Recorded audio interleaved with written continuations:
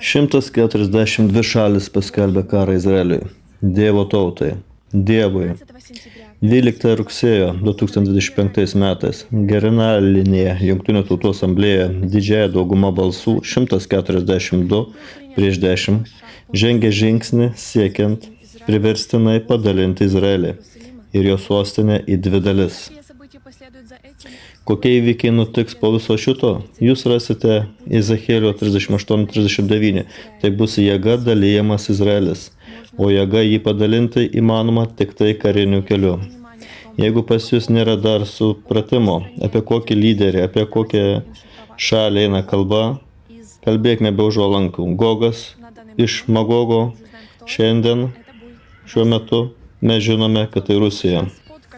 Reikalas tas, kad dabar, kaip ir visada, pildos visi įvykiai, kurie surašyti Biblijoje, absoliučiai visi. Jei kas nors dar abejoja, reiškia, jūs blogai skaitote Bibliją, jums reikia grįžti atgal. Jeigu jūs šiandien dar nesuprantate, kad Izraelis yra paskutinių laikų kompasas, tai jums laikas pabusti. Todėl, kad Izraelis tai ne eilinė šalis iš sąrašo viso pasaulio šalių, tai Dievo tauta, tai Dievo šalis.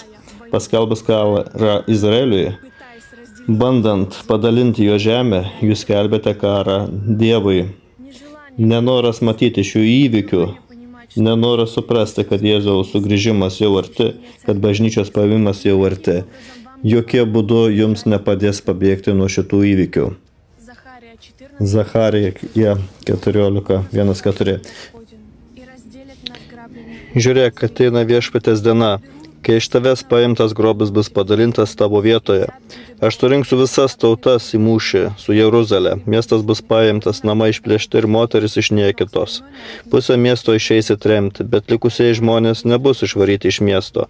Tuomet viešpats ir stos į mūšį su anomis tautomis, kaip jam įprasta kovoti mūšio dieną. Ta diena jo kojos stovės ant Alyvų kalno į rytus nuo Jeruzalės. Alyvų kalnas bus taip perskaltas į dvi dalis, labai plačių slėnių iš rytų į vakarus, kad viena jo dalis pasislink šiaurės link, o kita pietų link. Izraelio padalinimas duos pradžią grandininiai reakcijai, kuri užsibaigs fiziniu grįžimu Jėzaus Kristaus, jo bažnyčia bei jo dangiškais kariais. Jėzus sunaikins visus Izraelio priešus ir pastatys savo karalystę ant visos žemės. Šiandien jūs užėmate pusę ir mano patarimas užimti nugalėtojo pusę, o nugalėtojas visada bus Dievas. Absoliučiai visi įvykiai, kur dabar vyksta, veda prie vieno – Jėzaus Kristaus grįžimo, o ateis jis jau su savo bažnyčia. Bažnyčia turi ruoštis atėjimui savo pastoriaus, savo Dievo. Mes turime kartu remtis raštu Dievo žodžiu. Jeigu jūs pradėsite skaityti, jeigu pradėsite apie tai galvoti ir lyginti įvykius su pranašystėmis, kurias rasite raštuose Biblijoje, jūs suprasite, kad viskas dabar vyksta. Ir laiko galvoti nebėra. Laikas užimti savo poziciją.